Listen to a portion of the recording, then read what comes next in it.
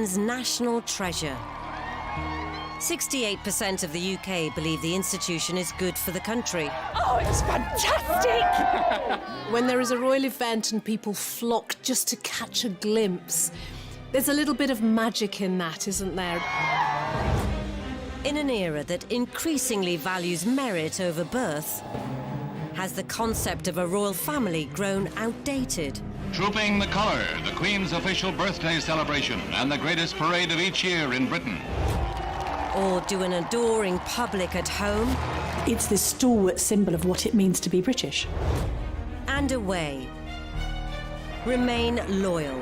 There were at least 1 million people on the streets to see the Queen. I suppose the main benefit of the royal family is that it provides stability in a changing world. As royal commentators dispel the myth of the monarchy, They ended up with the king doing the conga round the staterooms of Buckingham Palace. experts will break down key archive from crucial moments in royal history. It was a fairy tale created by the Grimm brothers. So prepare to discover what actually happens when blue blood runs red. What have you been doing in here all day? This is The Royals Revealed.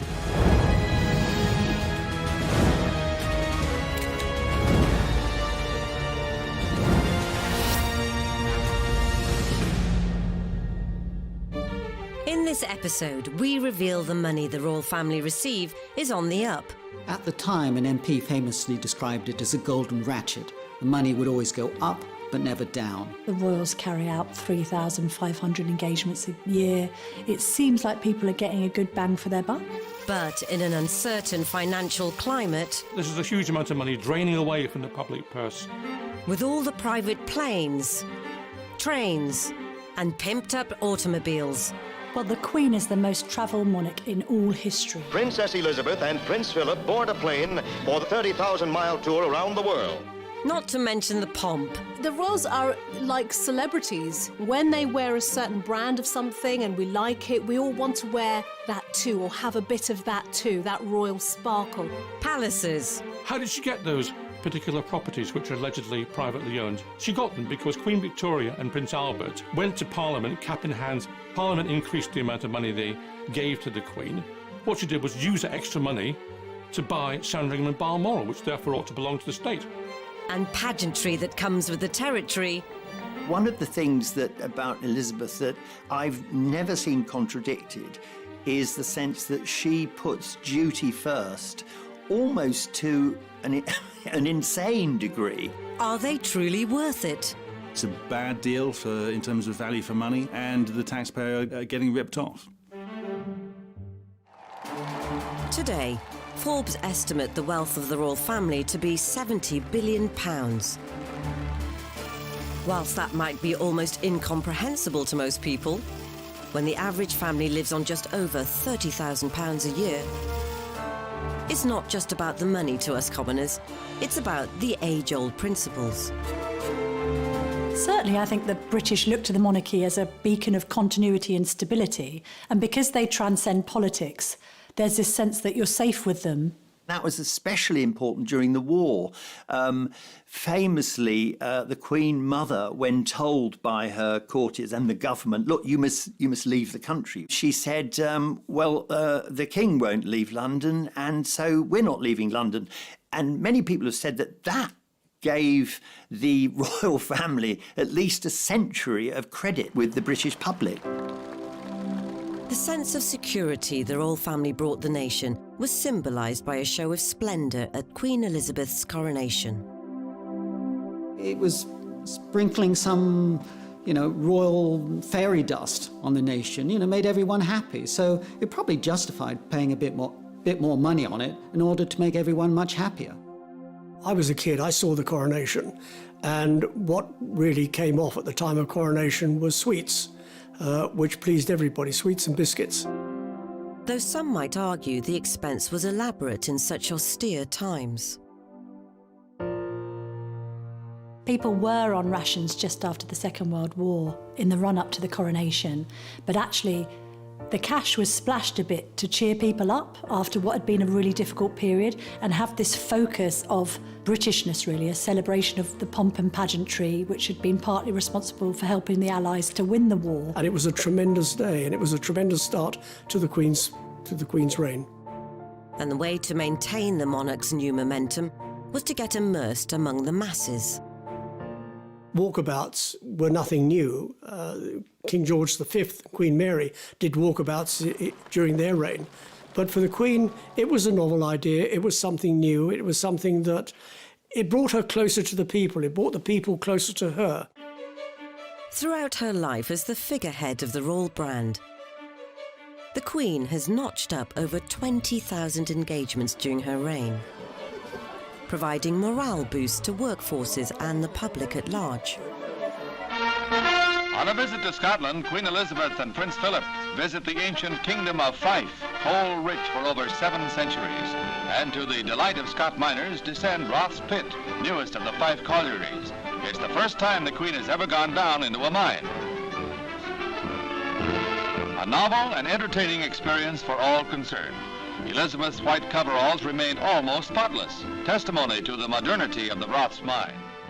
She knows that there may be occasions when people see her for one time in their life and talk about it for years afterwards, so she wants to make that memorable. She has made it her mission to be so and has encouraged other members of the royal family to be as transparent and obvious as she has been, so that people feel that they're getting their money's worth and that they're getting to see the royals in action. She is that one constant figure.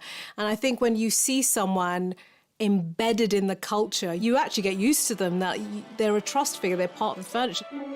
She's kept abreast with social, economic and political matters in weekly audiences with 14 prime ministers, and ensured the UK remained in close contact with hundreds of heads of state. De Gaulle's visit is a major public event as well, a high ceremonial occasion. With the Queen, he rides in an open carriage, escorted by the household cavalry in full regalia to the palace, through streets lined with curious and cheering Londoners. One of the things about Elizabeth that I've never seen contradicted is the sense that she puts duty first, almost to an insane degree. You know, when you think she's in her 90s and she's still perhaps managing 200 or 300 public engagements a year. It's extraordinary. But whilst all this hard work is clearly vital in terms of maintaining a national identity and the emotional and economic stability that it can be seen to bring, all the public-facing activities come at a price, which some are finding increasingly harder to stomach.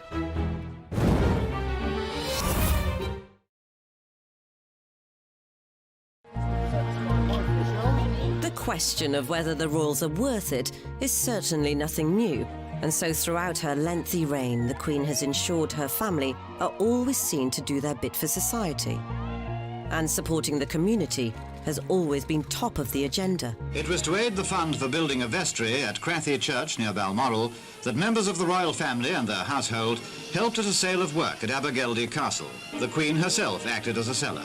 What a terrific thrill for the customers. Princess Margaret was in charge of another section of the stall, and the Duke of Edinburgh, who proved a very brisk salesman, had a joke for every buyer. I think few would be able to resist the opportunity to see the Queen if she was visiting locally. Yes, there are Republicans that aren't interested in the monarchy at all, although few of them find fault with the Queen as an individual, because she famously hasn't really ever put a foot wrong. But there's a sense that everyone wants to be able to say, I saw the Queen once, and she said this, or she did that. People want to capture that moment. But in order to carry out these duties, the Queen has been entitled to an annual chunk of cash, which has been on the rise for over 250 years. In 1760, the government came to an arrangement with George III whereby the royal lands were handed over to the public, and in return for that, the king at the time was granted money each year to meet his expenses, called the civil list. That existed until really just a few years ago, 2012, when it was replaced by something called the sovereign grant. At the time, an MP famously described it as a golden ratchet. The money would always go up, but never down. And so it's proved. The civil list, for example, in 2011 was £7.9 million a year. By 2018, 7 years later, it was £82.3 million, the sovereign grant. This is at a time of austerity when everybody else was tightening their belts. It's an incredible sum, but what does that equate to for the public?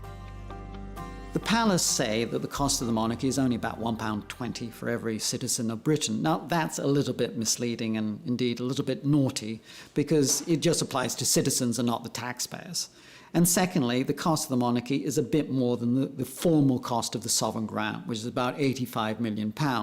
When you include all the hidden costs, and particularly security, which could add up another £100 million, the real cost is more like £300 million. So as we present our quickly passed on flowers, flap our Union Jacks, and burst out all the other paraphernalia, there's lots of costs churning away in the background, which the sovereign grant covers. It includes not only salaries for around about 300 people, private secretaries, craftspeople, groomsmen in the Royal Mews to run hospitality. There are garden parties, there are receptions.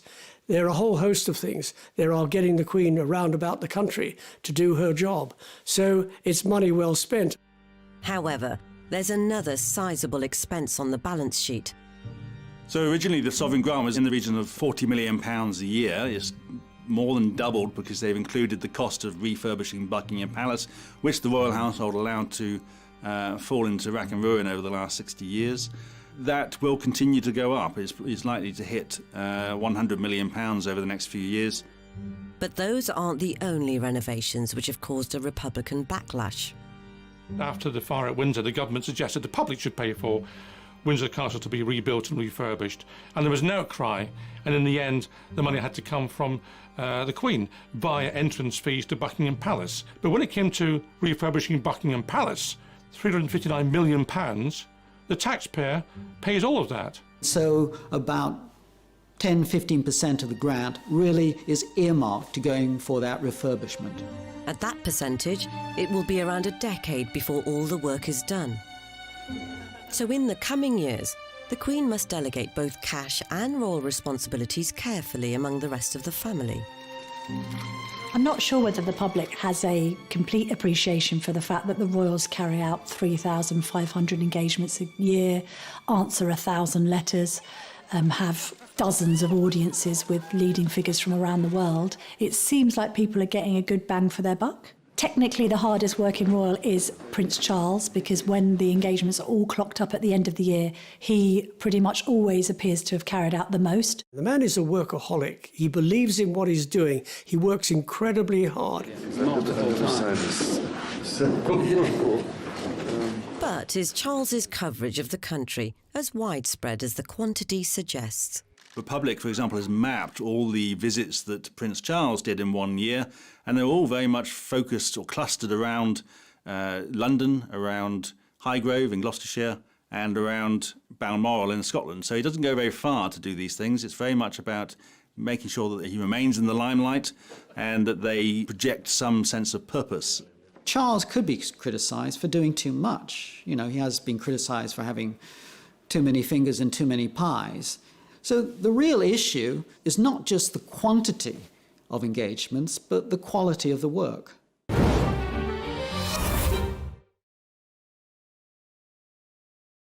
So, are the rest of the firm pulling their weight and adding value to society? Princess Anne is always regarded as a legendary royal trooper because she very much likes to pack the engagements in. And indeed, it's not unheard of for Princess Anne to do 7, 8 or 9 engagements in one day. An impressive stat, yes. But is it perhaps overexposure?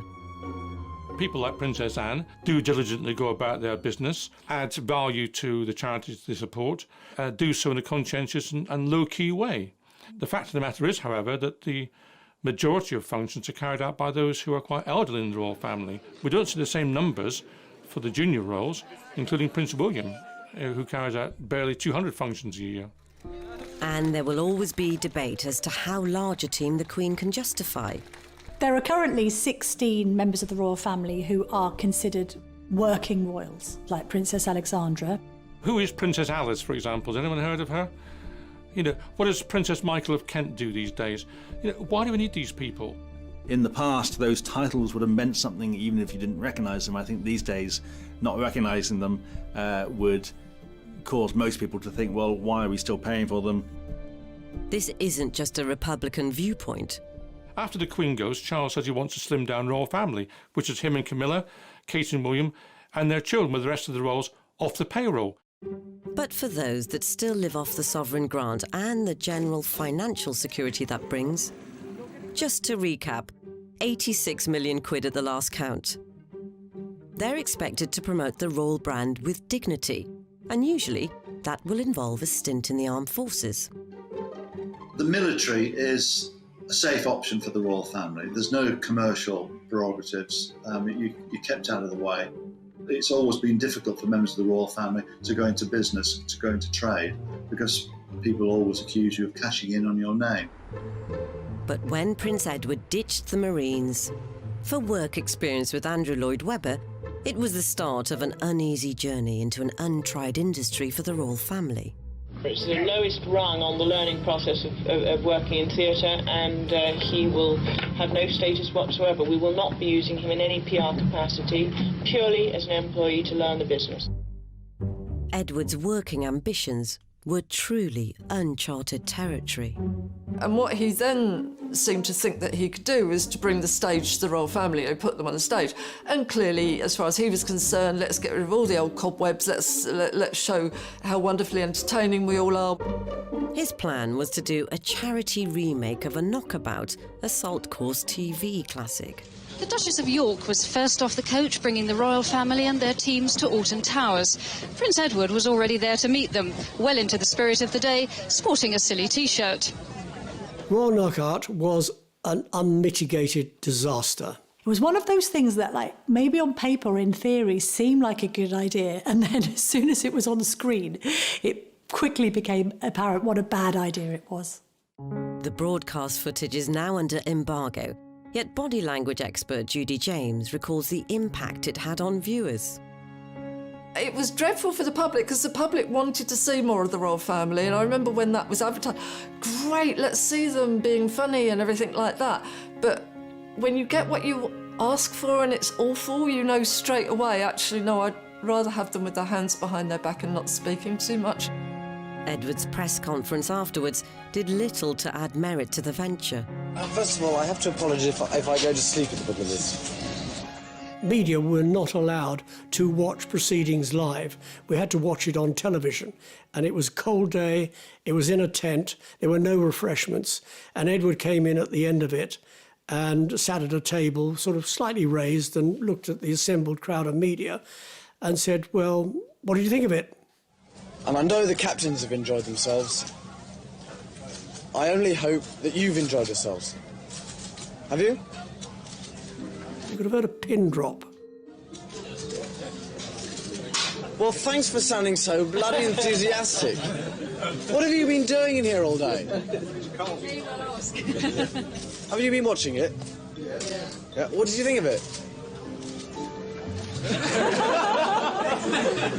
Thanks. I thought it was great. The headline the next day was, "It's a walkout,"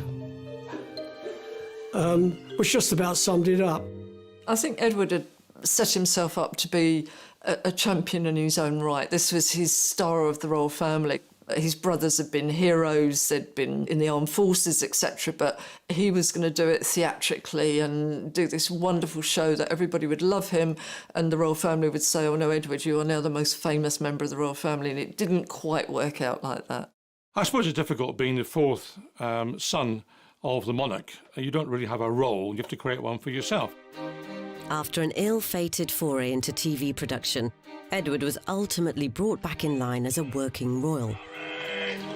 There's this sense you've got to behave properly because you've got to be accountable. You've got to show that you're dutiful above all else, almost to the point sometimes where you've got to sacrifice your private life for duty. And that's a very difficult thing for many people. I mean, the royals are only human after all. It's no easier for them to do that than it would be for any of the rest of us who are not in the spotlight. Recently, the Queen's grandson, Peter Phillips, also fell foul in trying to do his own thing.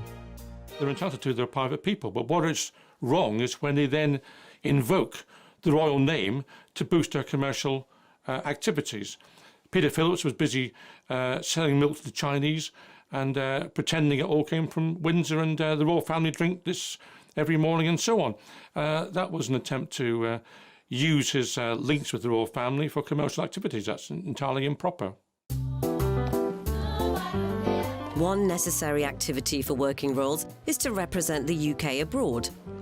And whilst news reports may focus on how they sample regional delicacies, don the local dress, and generally embrace the culture, there's lots of crucial work going on off camera. Ever since before she ascended the throne, the Queen has been instilling royal values all over the world. Well, the Queen is the most travelled monarch in all history, and because she is the head of the Commonwealth as well as head of state in the UK, she needs to travel to Commonwealth countries to make sure that those countries appreciate the fact that they're seeing their Queen in the flesh. The royal family are our secret weapon in selling the UK abroad. Various governments abroad in foreign countries are more likely to take note of the United Kingdom if there's a member of the royal family on their doorstep rather than some dishevelled politician. They can see politicians anytime. They can't see the royal family at any time. It's absolutely right, of course, that the Queen and members of the royal family travel abroad to represent this country. However, some members of the royal family believe that, first of all, they do not have to use commercial airlines, but they must travel by private jet at vast cost to the taxpayer. People perhaps think that this is excessive. I would say the counter-argument to that is you can't expect the Queen necessarily to go on EasyJet. At its peak, the annual travel spend was a whopping 18 million. These days, it's nearer to 3 or 4. But besides flights, how do they spend so much? They always take large teams with them, including hairdressers, including dressers and valets, and of course their whole press team. So this rapidly becomes a very expensive venture compared, for example, to an ambassador or politician who would cost a fraction of that because they simply wouldn't get away with taking that kind of team with them. And let's not even get started on the outfits. I mean, the royals don't do capsule wardrobes. The Canada leg of this tour, 6,000 kilometres, approximately 50 separate events, and of course 40 outfits. There may be a job in the morning that requires trousers, an afternoon job that requires a floaty summer dress, and in the evening, full white tie attire. This is a world away from a typical family holiday. It's a family holiday multiplied by the hundreds. Whilst it may seem to cost the earth for the royals to travel the globe, it's all about adding deeper value to the union at large. Absolutely, it's a way of maintaining shared history. Also, it gives a morale boost to countries to see royalty there. It also serves to keep ideas of republicanism at bay. Australia's flirted with the idea of republicanism. Canada's flirted with the idea of it. And it's no surprise, perhaps, that both of those countries have recently been visited by high-profile royals, including the Duke and Duchess of Cambridge and their children. They made it real. They brought the monarchy to the people. With such strong international relations to withhold, it's been integral for the Queen to ensure her representatives maintain her good name. But financial controversies in the recent past have seen the notion of royal entitlements come under fire.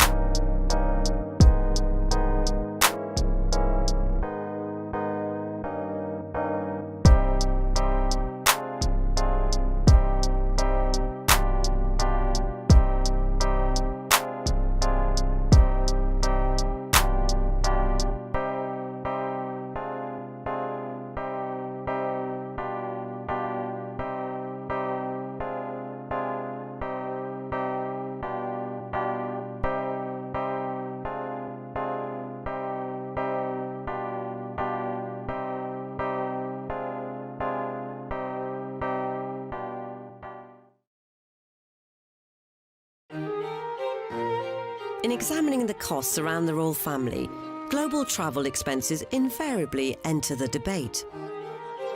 The prince doesn't pay for his trips to exotic places, but then he couldn't afford to. He hasn't been well off by royal standards, but today it gets better. He'll have a full £20,000 a year from the Queen's civil list for a start.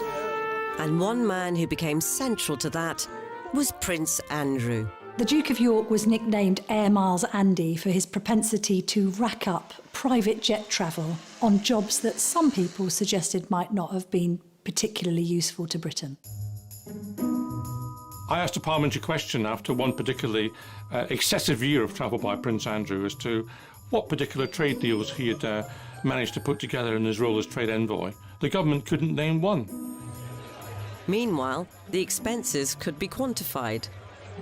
Some of these trips were quite extraordinary in the cost. £100,000 or more for a flight to or trip to the United States, $30,000 for a visit to Japan. In the last year that he was in this official role, it was more than £600,000 in the year spent on travel costs alone. I once went to Mexico for an interview that I did with him to mark his 50th birthday. There was a huge entourage, and to be fair, there's a massive kidnapping risk in Mexico City, but you've never seen a motorcade like it. And I did get the impression that Prince Andrew quite enjoyed the notion of being centre of attention and almost seeming presidential. Most famously, he demanded that his valet bring with him a 6-foot ironing board. So you got the ludicrous situation of some royal lackey having to carry it out of the plane into the waiting Land Rover or whatever. Even back in drizzly old Blighty, the jet setting continued. He's become known as Air Miles Andy. This private jet is taking the Duke of York to Newcastle. Bad weather had grounded the royal helicopter. It was a reminder of repeated accusations of extravagance. Did you have to go by private jet to Newcastle? Yeah, because there was no other way of getting there and back, bearing in mind from what I was doing before and what I was doing afterwards. Well, there was this sense as well that Prince Andrew kept on taking helicopters to go short distances and private jets when surely a commuter train, God forbid, would have sufficed. This idea of him being quite grandiose and dismissing the notion of taking scheduled flights because he was very important as the Queen's son sort of cast a cloud over everything that he was doing. Eyebrows were also raised in the manner of which he conducted his leisure time. There was one occasion when he went to Northern Ireland to Portrush when he played a golf match, and because it took a bit longer than expected, he was an hours late to be guest of honour at an event where he should have been attending in his royal capacity. And I know for a fact that some of his aides had to take him aside and say, seriously, you cannot take the golf clubs on these trips. It's completely the wrong look. You're there to do an official job on behalf of the Queen, not enjoy 18 holes at St Andrews. Ultimately, with mounting criticism, Andrew retired from his roving role in 2011. A reported £57 million bank balance makes him the third richest royal. But the cost to his reputation, after a much-published acquaintance with one business associate, may well be harder to quantify. So understandably, Andrew has been told to step back from royal duties, to have essentially zero public presence because of the continuing allegations that hang over his head in relation to his relationship with Epstein. Even though Andrew denies any wrongdoing, he wouldn't be the only team member in the top tier to be relegated to the reserves in the last year, as Prince Harry faced his own financial backlash when he and Meghan set about renovating Frogmore Cottage. The bill seemed quite hefty for the size of property that it was, 2.4 million. I think comparatively, when the Cambridges renovated their apartment at Kensington Palace, which is a 20-bed palatial mansion, it cost just over 4. So people started scratching their heads, looking at the arithmetic and thinking, goodness me, Harry and Meghan haven't scrimped here. Then, of course, they then abandoned their roles that they had taken on and decided not to use the cottage full-time, but still expected the taxpayer to fund it. What most people don't like about the royal family is when they want it both ways. This happened with the departure of Prince Harry and Meghan. Initially, what Harry wanted was to have a hybrid royal, to be half in, half out, i.e. to receive some money from the sovereign grant, at the same time to be able to earn a living independently. Now, the two things really don't go together. I think that most people in this country, your ordinary hard-working families up and down the UK, would think that having £30 million in the bank makes you financially independent. So the whole thing was a farce. As the Duke and Duchess did away with their HRH titles, which they'd only had for barely 18 months, they ended a temporary residence in the Commonwealth country of Canada and moved to LA, where they're currently hauled up in a palatial Beverly Hills pad, market value roughly £18 million. So what of Harry and Meghan's earning potential stateside? They'll be able to command 6-7-figure fees for making keynote speeches, for being directors of various companies, for writing their own books if they wish. So I wouldn't worry about Meghan and Harry making a few bob. In fact, they've just signed a multi-year deal with streaming channel Netflix for reportedly £112 million. But even these eye-watering sums is small change compared to the biggest royal earners, as the Queen and Prince Charles control most of the family fortune. The Duchy of Lancaster is the Queen's ancestral estate. It's really a portfolio of land, mainly in Lancashire and Yorkshire. But the thing is, in recent years, the profits from that land have really gone up enormously. In 1760, when most of the Crown lands were handed over to the government in return for the civil list being created for George III, the Duchy of Lancaster was somehow overlooked. It was only worth £16 a year in those days. Now it's worth £533 million a year and produces an income stream for the Queen for her private use. Yet only 2 royal properties are personally owned by the Queen. First, the sprawling £115 million Scottish getaway, Balmoral. The Queen famously spends about 2 months of the year up in Balmoral, and other members of the family like to go to their country estates. So it's a very difficult thing to keep a balancing act between, on the one hand, connecting with the mass of the population, which is their role, and at the same time having a degree of privacy, which keeps them sane. Second, Sandringham, a relative steal at around £50 million. How did she get those particular properties, which are allegedly privately owned? She got them because Queen Victoria and Prince Albert, back in the 19th century, went to Parliament, cap in hand, said they hadn't enough money to make ends meet to meet their official expenses. Parliament increased the amount of money they gave to the Queen. She didn't need it at all. What she did was use that extra money to buy Sandringham and Balmoral, which therefore ought to belong to the state. The Queen's personal fortune is an estimated £350 million, which may even be exceeded by Prince Charles's own bulging piggy bank, thanks to his estate, the Duchy of Cornwall. The land that it owns is larger than many of Britain's largest cities combined, although it's spread across more than 20 counties across southern England, and it earns in excess of £20 million a year for Prince Charles, and there's no rule that says we have to allow Prince Charles to take that money. It is something which we have permitted over the last 200 years. The management of these trust funds has constantly raised questions as to how the Queen and Prince Charles invest their money. In my time in Parliament, I asked a number of parliamentary questions about the operation of the Duchy of Lancaster, the Duchy of Cornwall and other such matters. It's very difficult to probe these matters because the duchies, particularly the Duchy of Cornwall actually, are quite secretive and have no wish to expose what they are doing. Sometimes, of course, the truth comes out. Never more so than with the Paradise Papers scandal in 2017. So the Paradise Papers were a large collection of documents leaked to the press, which revealed the tax arrangements and investments, particularly investments in tax havens, of lots of well-known and important people, including Prince Charles and the Queen. Financial documents from a law firm in Bermuda reveal the Queen's advisors decided to invest some of her wealth offshore. Some feel Her Majesty may owe her subjects an apology. It came as a surprise to learn that she had £10 million of her duchy money invested in the Cayman Islands and in Bermuda.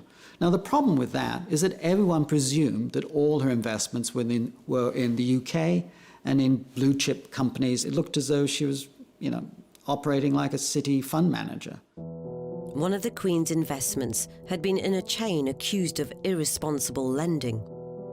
They feed on the poor. That is where they make their money.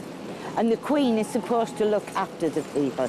Now, I don't assume for 1 minute that the Queen has done this herself, but it will be somebody who's in her pay, one of her echelons, that will have done this, and it just makes me wonder who we employ to look after our Queen.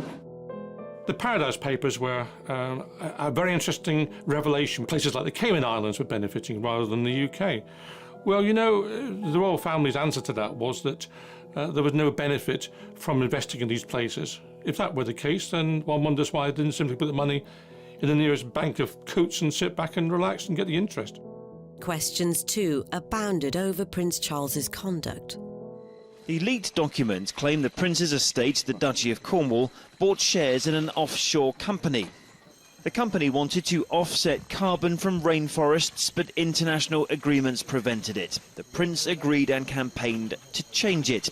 Was that a conflict of interest? Charles could have just said in one of his speeches, listen, I've been banging on about this issue for 20 or 30 years. I feel so strongly about it that I actually put my money where my mouth is, and I've invested in a green company. But he didn't say this, and it all emerged through a splash on the front page of The Guardian and exposed today by Panorama. Even though Charles reportedly has no direct involvement in the Duchy of Cornwall's investments, the vast sums of money behind the monarchy remain a divisive issue.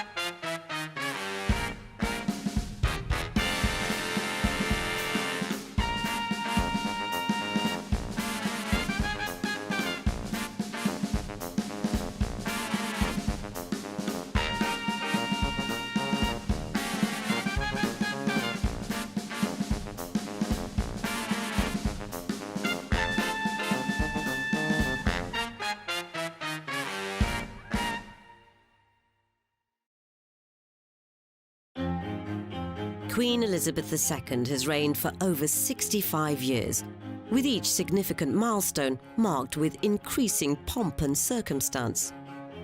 Even the Silver Jubilee in 1977 was a show of wealth beyond comprehension.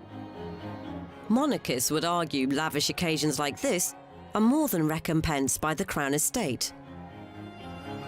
The Crown Estate is valued at around £14 billion, making a profit of around £340 million a year, which goes to the government.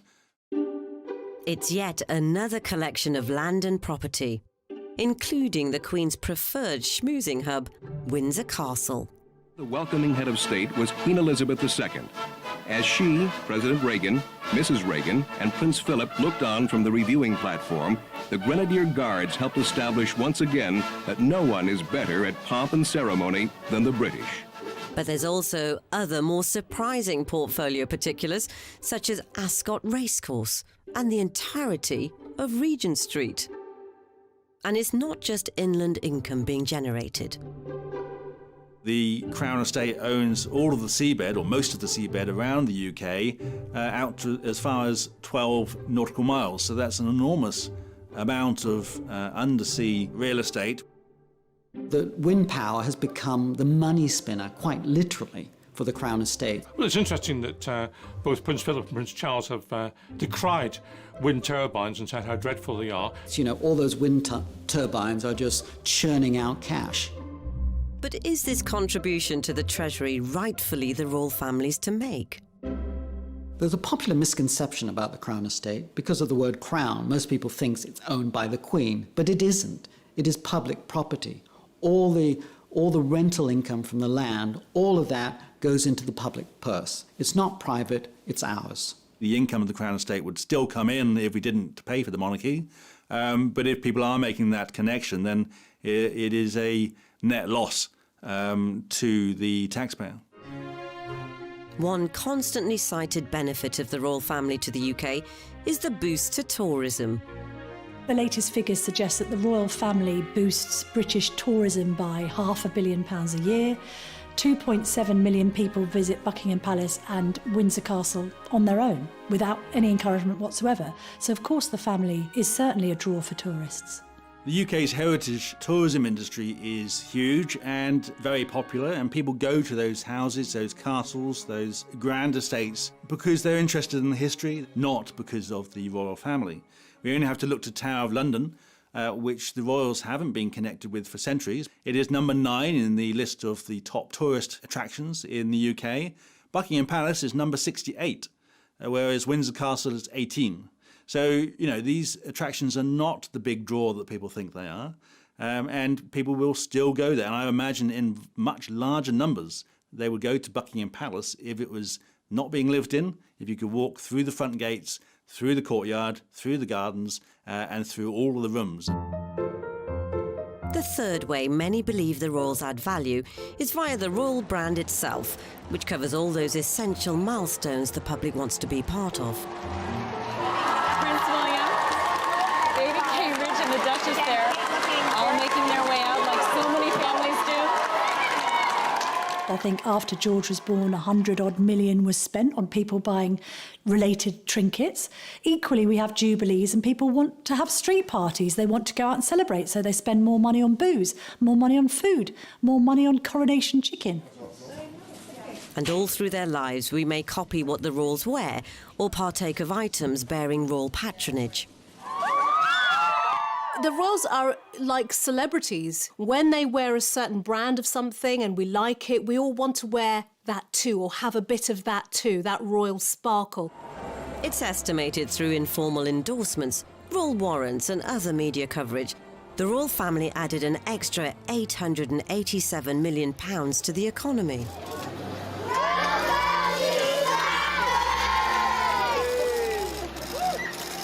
It's a very nice welcome.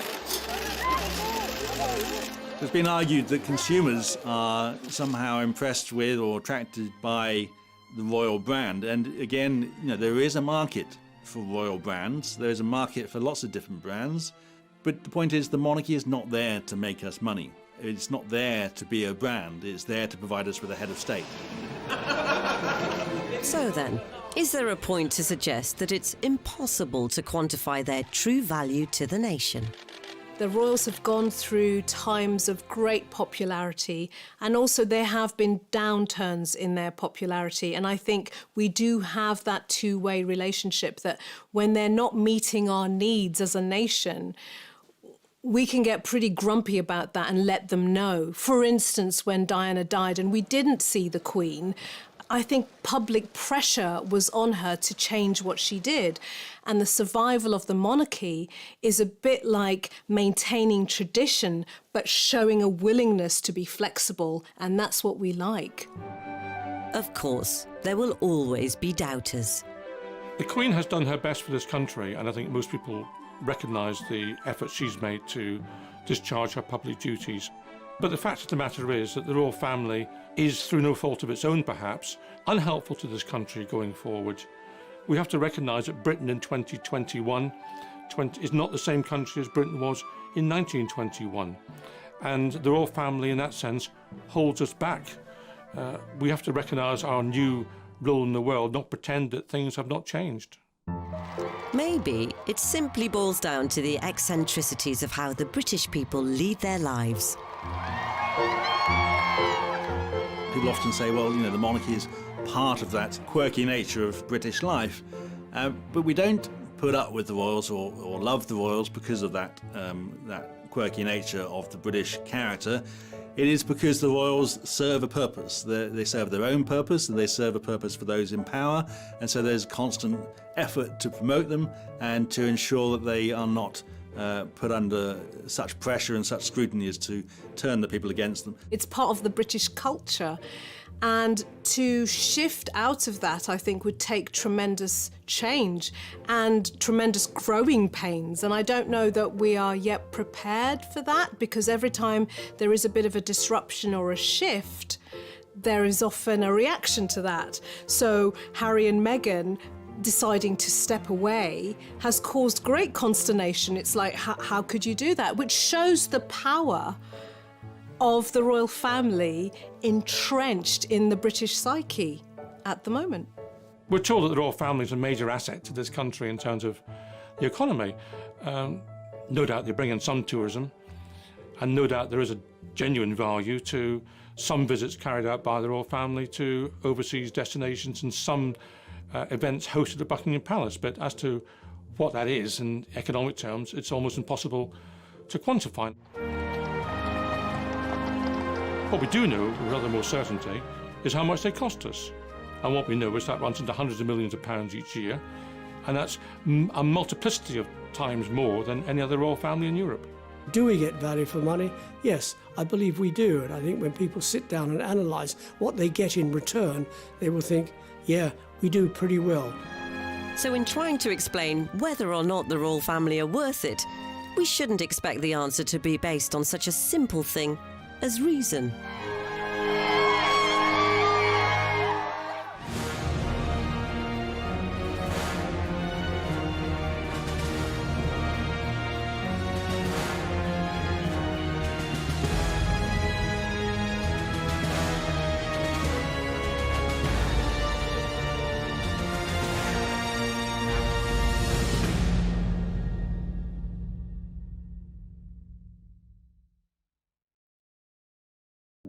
For helping the Allies to win the war. And it was a tremendous day, and it was a tremendous start to the Queen's reign.